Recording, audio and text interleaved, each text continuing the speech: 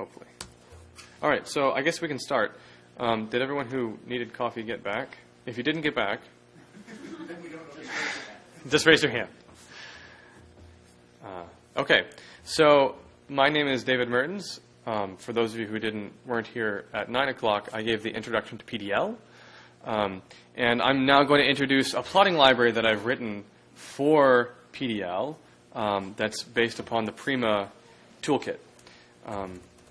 And just a couple minutes before, we were discussing this. And the reason that I wrote this is because there's no obvious plotting library for PDL, which is irritating. MATLAB has an obvious plotting library. NumPy has an obvious plotting library, which it's Python. There should be one obvious way to do it, right? I don't actually know that Ruby has something like PDL or NumPy, but I'm sure they've got a plotting. Actually, Perl has a lot of plotting libraries, right? But there aren't PDL-centric plotting libraries that are obvious. pgplot is the standard, and it's what's used frequently in the PDL book and elsewhere in the docs. And Maggie uses pgplot. It's based on Fortran. So if you don't have any problems with Fortran, you're pretty much good to go. I actually like Fortran, but I feel offended that I need to have a Fortran compiler for my Perl stuff. Perl is based on C. We should have things on C. Anyway, so that's one reason that I don't use pgplot. plplot is a C library, and it has some pretty good bindings for PDL, some pretty substantial, like deep bindings. But sometimes it lags behind plplot. And another issue that I have is that plplot has like if you make a histogram, you can't, like, plplot will bin it for you, and it won't tell you the maximum. It'll just plot it. And so if I wanted to tweak that plot, if I wanted to, say, change the maximum height based upon I don't know what it is. And so there's things that you cannot learn about your data when you're using these C bindings. PDL graphics GNU plot is pretty new. The plplot showed up, I want to say, 5 years ago, 8 years ago. pgplot was 15 years ago or whenever they started. GNU plot is new. It's within the last, I want to say, year and a half. It sends all of the data through a pipe to a GNU plot instance. And so that is actually very flexible, but it's slow if you're plotting large data sets. And there's also kind of I'm pretty sure it's one way, so it's very hard to get information. I could be wrong. I shouldn't say it's one way. I'm not sure, but nonetheless, it is kind of tricky. I know there have been some issues getting it to work properly on Windows. I don't know if they've been sorted out. There's also 3D plotting using PDL graphics Tri, T-R-I, capital T-R-I, capital D, Tri-D. That's a totally different area that I'm not worried about. This is all 2D plotting that I'm focused on. But there's none of these work well. I can't say someone, go to CPAN, download this, because none of these are purely installable from CPAN. They all use external things. So I wrote this thing. It's based on Prima. Prima is like TK, except it was written specifically for Perl, and it's a full GUI toolkit. It was written because TK did not support OS2. OS2 like IBM OS2, not Mac. And so they were able to build this. The internals are gorgeous. I would like to take this and generalize it so we can actually have like object-oriented C programming with Perl. Anyway, whatever. So it was pretty easy for me to take these internals and then wrap PDL PP around them so that I could draw 1,000 lines on a widget like that, because PDL does all this C looping very quickly. Once I had that, then I was able to create this whole plotting library, which is a widget. So you can create an application where you can, say, adjust a slider and it changes your plot interactively. I'll just show you some of these things. So let's keep going. I should make clear, Prima was not made by me. That was made by Dmitry Karazik, I think that's how you pronounce his name, and other people at the Protein Laboratory in Copenhagen. He now maintains it. They developed it in the early 2000s. PDL drawing Prima, that's the thing that is just the straight hooks around the drawing functions. I wrote that, and I'm not going to talk about that, but it is utilized in the plotting library. What I'm talking about is this, PDL graphics Prima. I think that's all I wanted to say about that. So this is supposed to be one line, but it didn't fit. So all I'm going to talk about is PDL Graphics Prima Simple, which is basically an interface to just make a darn plot. If you had to always make a widget and make an actual GUI application and embed the widget, it's a pain, right? So this kind of simplifies that, so you can just look at your data and see what's going on. This presentation program is actually written in Prima, by the way. So I was able to put hooks into it. So here's a plot. Let's see what this does. This is a full script. Top to bottom, you could run this. You could just copy paste it into test.pl and run it. So it needs PDL, and it needs to load this PDL Graphics Prima Simple. And then we create some X data, some Y data, and we plot it. Now, the cool thing about this plot is that you can like move it around, and you can zoom in and zoom out. You can zoom in on a region by right-clicking and dragging. The zooming in and out is a scroll wheel. If you decide that you're tired of playing around, you can auto-scale it. Notice I didn't specify the min or the max X or Y. It automatically computes it. And in fact, the minimum data here is -1, but it goes slightly past it because it gives it enough room so that these diamonds fit. So any feature that, I'm very proud of that because it's actually not trivial to figure out the optimal bounds so that everything fits. But the whole point was, you give it data, it does the right thing. So what does a typical plot command involve? This is actually identical to what you see in a constructor for the widget. So this is like if you just start with plotting data and then you want to graduate to actually creating an application that uses the widget, the form will be the same. So data sets begin with a dash, whereas options, so if you want to specify details for the x-axis, that does not have a dash. And now the reason, so TK apparently all options are with a dash. In Prima they don't do that. So in Prima all the options are without a dash, and I had to find a way to differentiate data sets. You can use whatever name you want for your data. Now, there's different kinds of data, right? There's pairwise data, like the one that I've already shown. But suppose that I want to plot like a matrix, like an image, right? That's actually a grid. And so then there are different ways to render grids than from pairs. And so you have to think about, okay, is this data like a set? Do I want to look at a distribution? Or do I want to look at a time series? Or do I want to look at a correlation matrix or whatever? And so there are different data sets, and those will have different plotting things. And we'll get into those in a few slides. But you have to think about it up front. Okay, what kind of data do I have? That will affect what you choose here and then how you can actually have it drawn. Okay. So this is, I want to show in here the idea that once you've chosen your data set, so in this case it's pairwise data, you can take all the different plot types that are available for that and just compose them. Now it turns out that for setwise data, there's one. It's cumulative distribution function. There's only one thing you can do. And with grids, you can only look at an image. But with pairwise, you can generate error bars. You can plot, say, squares. And if I compose them, it combines both the error bars and the squares. I can do histograms, in which case it draws the histograms, the squares, and the error bars. Right? And you can just basically do all these different ways to render the data that you might want to do, to visualize it however you see fit. All of these different things may or may not take options. So error bars, for example, I specified the Y errors. But I think you can specify, I'm going off script. Damn it. Okay, but there are ways to specify that only the upper error bars are a certain value and then the lower error bars are something else. All right, I'm not going to go off script anymore. Is that right? Yes, good. All right, so but the whole point is, if you just want to have a histogram to show a distribution, but you know that there are errors on your distribution, it's very easy to compose that. I also show that, for example, the axes are the things that know about their labels. So if I want to say that effort goes as the square root of payoff, the other way around. If payoff goes as the square root of effort, then I can set these labels by specifying them in here.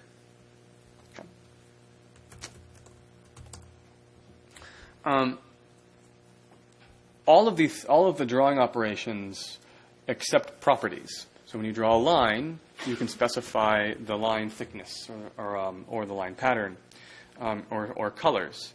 And then the way that the plotting library is written, you can specify the colors for a data set. And then, perhaps within a particular plot type, so if I want the histograms themselves to have a different color scheme, then I can specify that specifically. So in this case, the lines, so the error bars are going to have generic colors. The histograms are going to have generic colors. But the lines are going to have something else. They're going to have line colors. And it sort of like inherits the color unless you specifically override it. So an example of where this is useful, well, I'm sorry, this is not useful, but where it's illustrated, I create a series of colors based upon a rainbow palette for X. So basically, the colors represent going upward linearly from, let's see, what uses rainbow? The error bars use rainbow. So in this case, it's red to orange, yellow, green, blue, purple. That is up for the rainbow palette. And the reverse rainbow palette is just the opposite, where I use the minus sign for X. And so the default color is the reverse rainbow. That's what we have with the squares, whereas I override it for the error bars.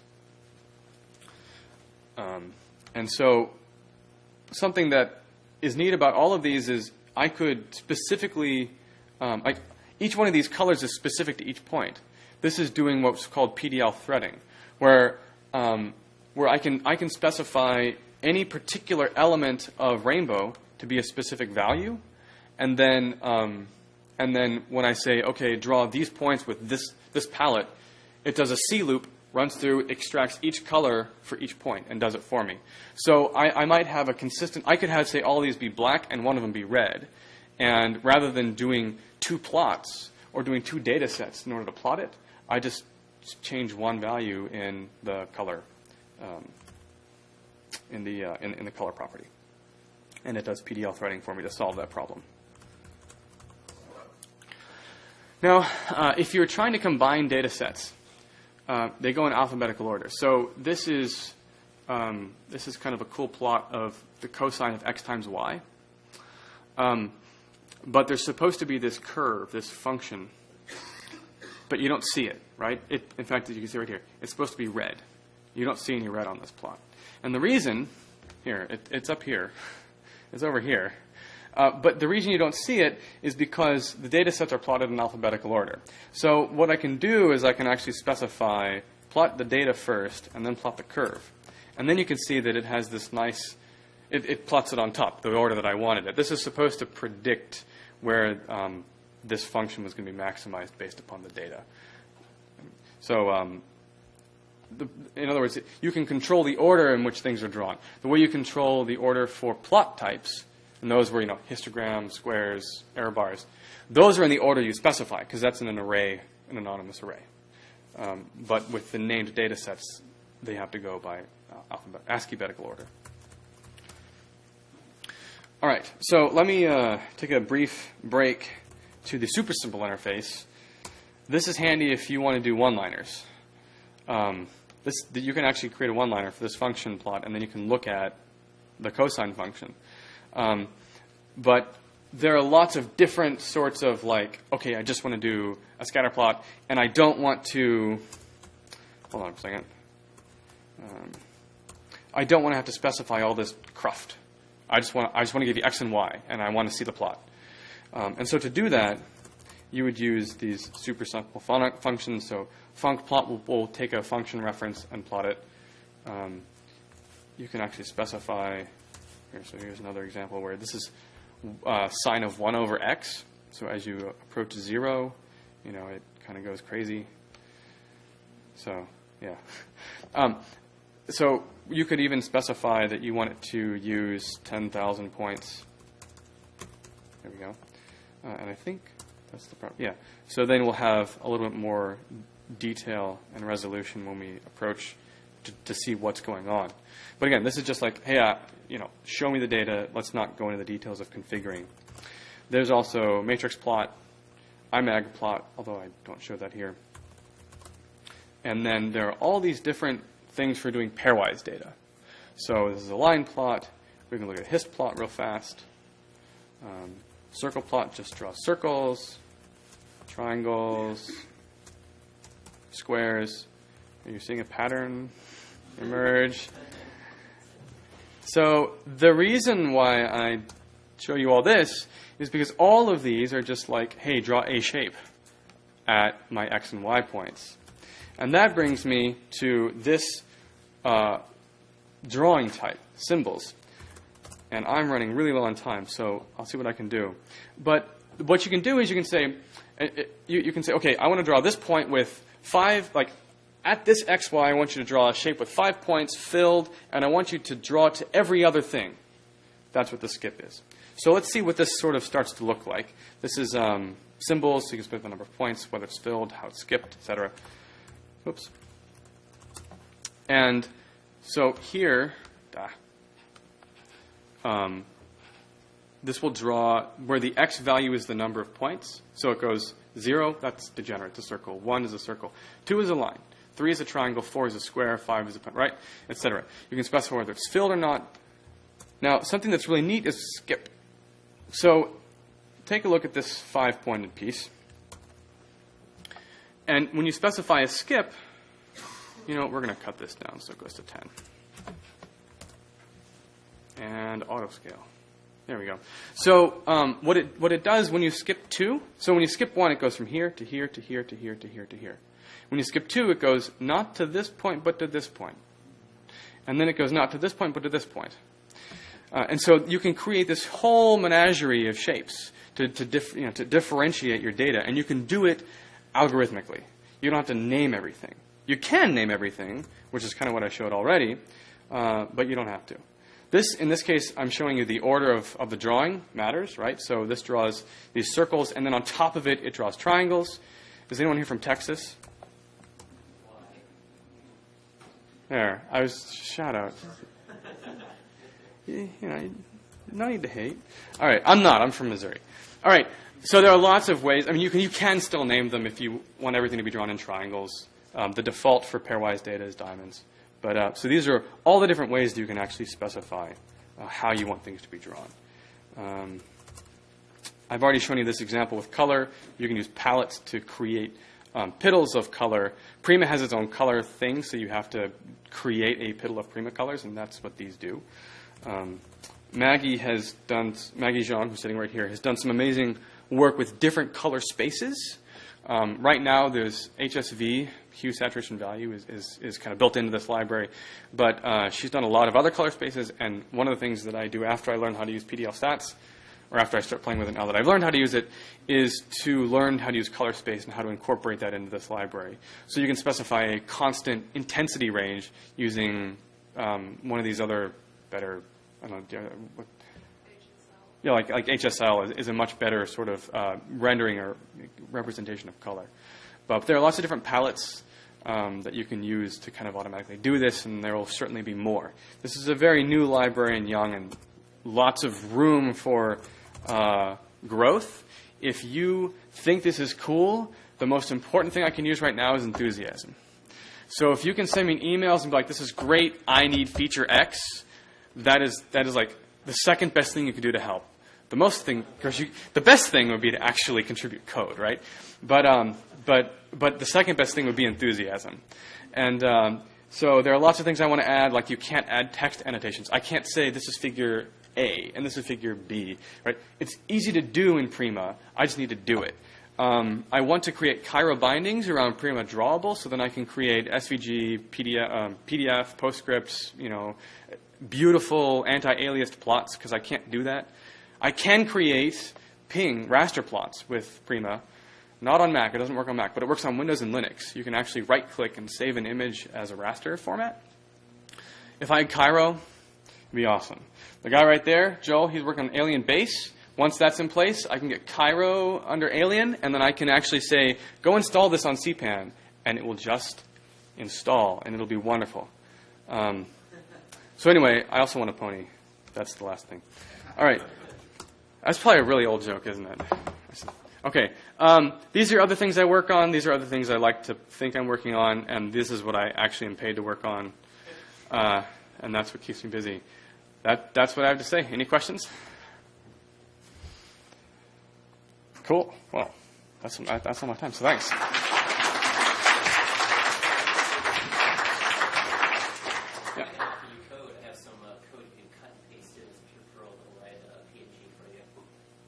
Ooh. Oh, okay. That'd be cool.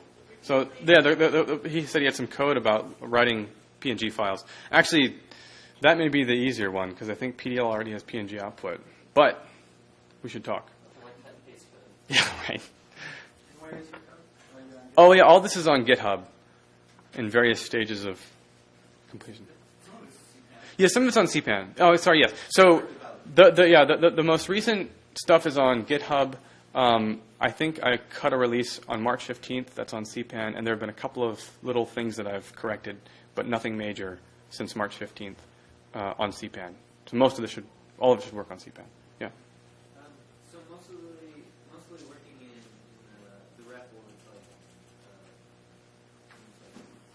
text add type thing, right? If you do like bin and maps. So yeah, so the question was, so all of this talk is done in this Prima repo that I wrote, but the question was, can you do other things in like Vim or whatever? So you can actually, if you go to PDL and you say use PDL graphics Prima simple, and then X's are sequence spelling 10 and Y's are X's. Oh, let's just do it. Line plot X's and sign of X's, and it should just, there you go. So you should be able to do this in Vim or Emacs or anything that can start Perl and load access modules should be able to run this, and then you could do plots from wherever, and it loads up this Prima window. Yep. And on Linux and on Mac, it's actually threaded, so I can go back and make another plot. And then I actually have both available and mess around, or because it does proper forking, but it doesn't work so prettily on Windows. But I digress. Okay, wasn't there another question? Yeah.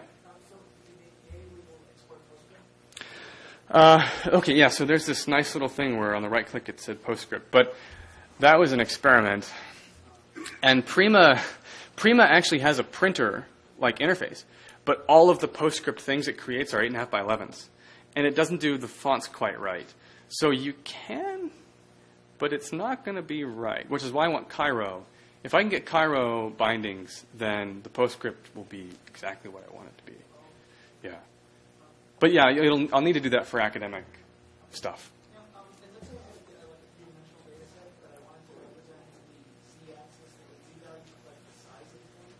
You could do that. So symbols is the only way. Symbols and like blobs are the two where you can specify.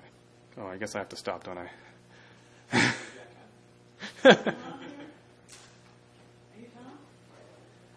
All right. Yep, that makes sense. All right, well, thank you very much.